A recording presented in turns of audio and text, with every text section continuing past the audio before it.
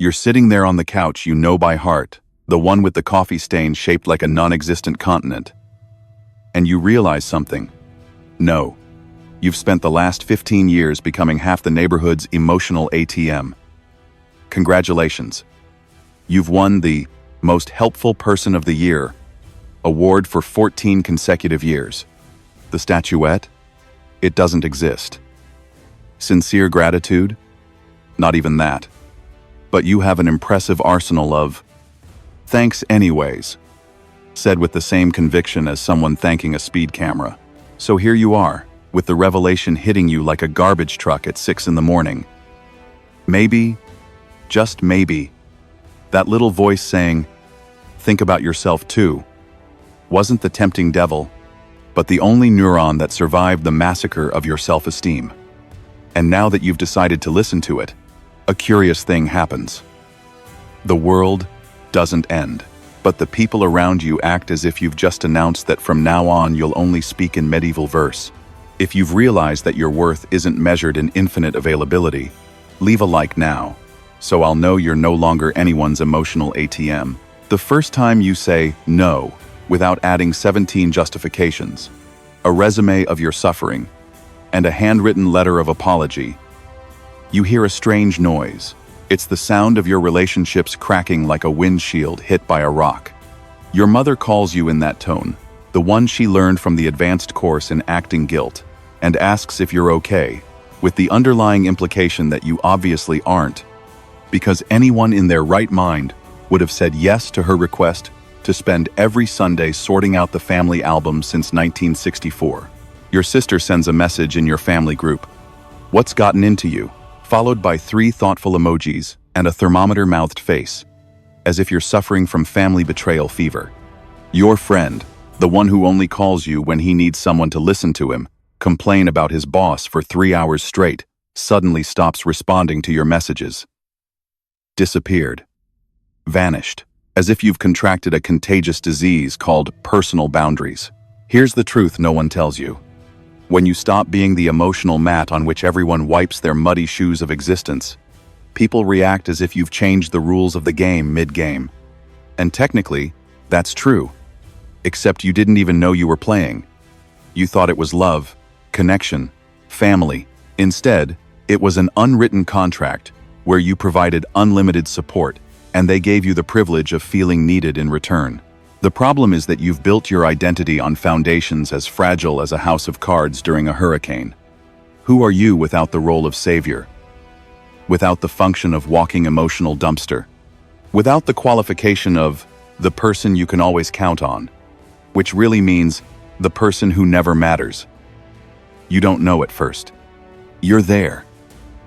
In front of the bathroom mirror, the one with the light bulb flickering as if it were about to breathe its last, and you don't recognize the person looking back at you. Where have your desires gone?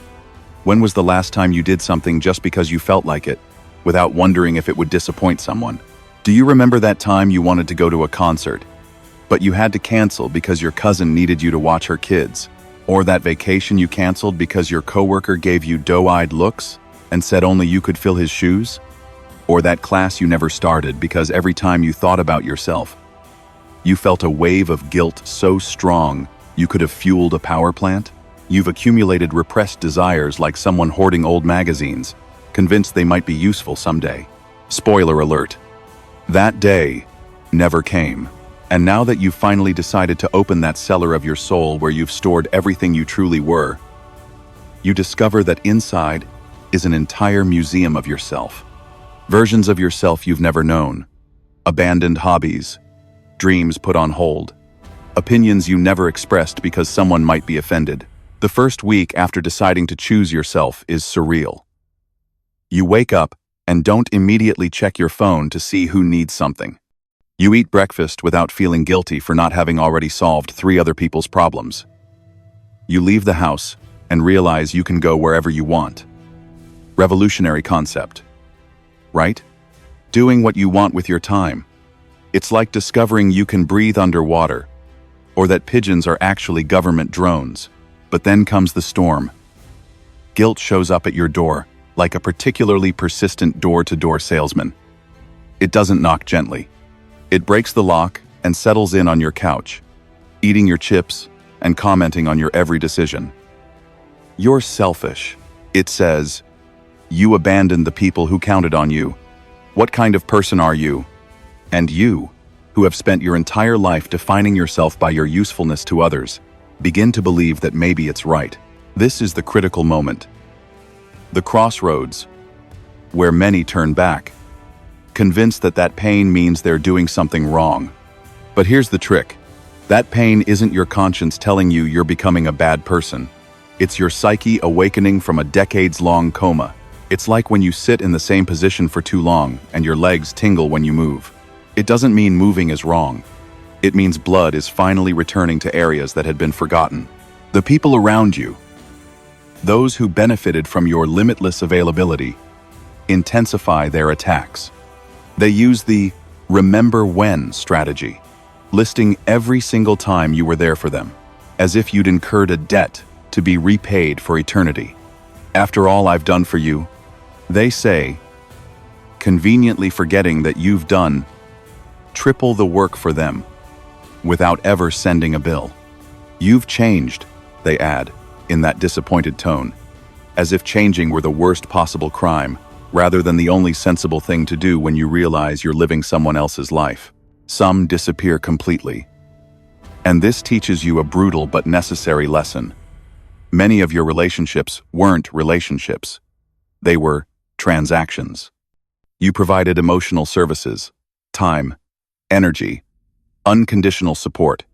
They provided their presence, which you accepted as if it were a precious gift, rather than the bare minimum you could offer in a human exchange. When you stopped providing the service, the contract dissolved. End of story. Does it hurt? Like a rotten tooth pulled without anesthesia. But is it necessary? As necessary as breathing. Because every person who leaves frees up space for someone who might actually want you for who you are, not for what you can do. It's like emptying a closet full of clothes that no longer fit you. Sure, it stays empty for a while. But at least now, you have room for things that actually fit you. Then comes the phase where you experiment with boundaries like a child learning to walk. You try saying no. And the first time it comes out with the conviction of someone who orders a spicy dish, but then doesn't eat it. The second time is slightly better. By the 10th, it starts to feel natural. And then one day you realize you said no without adding a 3,000-word explanation. Without feeling obligated to justify your existence. Without sending an apology text 6 hours later. It's at that moment you understand. You're becoming a whole person. Not half a person dedicated to supporting others. Not an appendage to someone else. Not a supporting character in someone else's life story. A complete person. With your own desires, clear boundaries, and the scandalous demand to be treated with the same respect you've always given. You begin to notice things you didn't know before. Like how when you express a genuine opinion, instead of saying what you think others want to hear, some people get angry. Not because your opinion is offensive, but because you dared to have one. You were acting as an emotional mirror, reflecting and validating. You weren't allowed to have your own face. When you start doing things for yourself, signing up for that class, buying that book, taking that weekend off, without consulting the invisible committee of other people's expectations, you feel a strange lightness. It's freedom, but if you've never felt it before, it almost seems dangerous. Like driving without a seatbelt or walking on the edge of a roof. But in reality, it's simply living without the constant burden of having to manage everyone's emotions except your own. The people who stay in your life after this transformation are the ones who deserve to be there from the beginning. They don't applaud your new assertiveness because it's convenient for them, but because they want to see you happy, even when your happiness doesn't directly benefit them. An alien concept. I know, but they really do exist, these functional humans. They're as rare as free parking spaces on a Saturday afternoon, but they do exist. And then comes the moment when you realize that all that sensitivity, that ability to perceive other people's emotions, that damned empathy you thought was a curse, it wasn't the problem. The problem was that you'd used it like others use credit cards, limitlessly, uncontrollably, to the point of total collapse. Now that you've learned to set boundaries, you discover that empathy becomes a beautiful thing. You can connect deeply with people without dissolving into them. You can offer support without completely emptying yourself. You can feel without absorbing everything like a sponge in a universal flood. The version of you that emerges from this process isn't a cold person who has built very high walls. It's a person who has learned the difference between walls and doors. Walls block everything. Doors open and close as needed. You can let in whoever you want, whenever you want, and for as long as you want. And when you need to be alone, you can close that door without feeling like a war criminal. You begin to recognize emotional vampires from miles away. They're always in crisis, always needing something, always a dramatic story. And curiously, their level of urgency is directly proportional to your availability. When you were always available, their every problem was a matter of life and death. Now that you have clear boundaries, suddenly they can handle themselves. Miraculous, right? There's also the wonderful discovery of your authentic tastes. You realize that for years you've eaten at restaurants other people liked, watched movies others wanted to see, listened to music others liked. And now that you start choosing for yourself, you discover that you actually hate that restaurant you always went to. That kind of movie bores you to death, and that music makes you want to throw the stereo out the window. You also realize how many decisions you delegated. Where to live, what job to take, how to spend the weekend, even what to wear. All filtered through the prism of what will others think. Now that that filter has been removed, the world seems more colorful. Or maybe it's always been colorful, but you were looking through gray lenses. Some mornings, you wake up and still feel that phantom weight, like someone who's lost a limb, but still feels it. It's the habit of feeling responsible for the emotional well-being of the entire planet. But then you remember, you're not their unpaid therapist. You're not their parent. You're not their savior. You're simply yourself, and that's more than enough. The new people who enter your life after this transformation see a version of you that others have never seen. They see someone with clear opinions, healthy boundaries, the ability to say yes or no with equal ease. And some of these people ask you a startling question. Have you always been this confident? And you laugh, because the answer is no. You've been insecure for decades. But that insecurity was masked by a boundless availability that seemed like kindness, but was actually fear.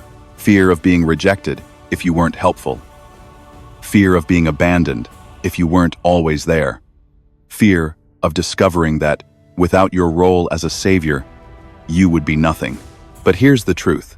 You became someone precisely when you stopped trying to be everything to everyone.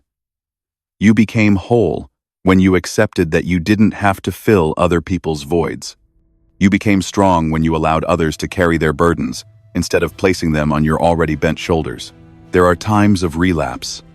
Days when the old programming kicks in and you find yourself saying yes when you wanted to say no, offering help when you needed rest, putting someone else before yourself again. But the difference is that now you realize it, and you can correct your course. You can send a message and say, "Sorry, I thought better of it, I can't." A phrase that before would have seemed as impossible as flying, but now you can say it without the world falling apart. You also learn that not every no needs to be accompanied by elaborate explanations. No is a complete sentence. It doesn't require justifications, apologies, or PowerPoint presentations. Some people will still be offended, and that's okay. Their offense is theirs, not yours to handle. Discover the pleasure of doing things alone. Going to the movies without having to coordinate the schedules of 4 other people. Eating what you want without UN-caliber diplomatic negotiations. Spending an entire day without talking to anyone. Not because you're antisocial, but because you need to. Silence becomes refreshing instead of frightening. And then comes the moment when someone asks you for a genuine favor, not a request disguised as an emergency, not emotional manipulation, but an honest request from someone who respects your boundaries and you can say yes, knowing you're doing it because you want to, not because you have to. This is the point where you realize you've won. You haven't eliminated your empathetic nature. You've simply redeemed it, transforming it from a curse into a gift you choose when and how to offer. People who previously took you for granted are starting to notice the change. Some complain. Others adapt. Few admit that maybe, just maybe, they exploited you. And even fewer apologize. But that's not the point. You're not expecting an apology or recognition. You're simply living your life on your own terms. And that's the greatest reward. So here you are, at the end of this journey that is actually just the beginning. You are no longer the version of yourself who always said yes, who emptied himself to fill others, who believed his value depended on his usefulness. You have become someone who knows that true connection doesn't require self-annihilation. You have become someone who understands that protecting your energy isn't selfish, but necessary. You have finally become yourself. And maybe, just maybe, this is exactly who you were meant to be from the beginning. If this video made you feel less alone, leave a like. Every thumbs up tells me you're choosing yourself. Tell me in the comments, I'm finally enough. If you've realized you no longer have to earn your right to exist. Subscribe for more unfiltered, motivational-free psychology content. I'll see you in the next video. Hugs to those who have stopped being the unwanted hero.